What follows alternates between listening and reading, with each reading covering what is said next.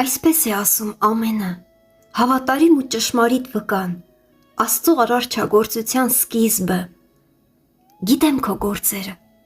որ ոչ սառն ես, ոչ էլ տաք։ Երանի սառը կամ տաք լինեիր։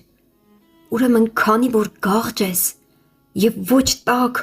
ոչ էլ սառը, քեզ իմ բերանից պիտի փսխեմ, որովհետև ասում ես, ես հարուստ եմ և ավելի հարստացա, ոչ մի բանի կարոտ չեմ, բայց չգիտես, որ դու թշվառ ու ողորմելի, աղքատ, կույր ու մերկ ես։ Ես քեզ խորհուրդ եմ տալիս, գնիր ինձնից կրակի մեջ թրծված ոսկի, որ հարստանաս, և սպիտակ զգեստներ, որ հագնես, որպեսզի քո մերկությունը չերևա և չամաչես։ Աչքերիդ դեղ դիր, որ տեսնես, ում ես սիրում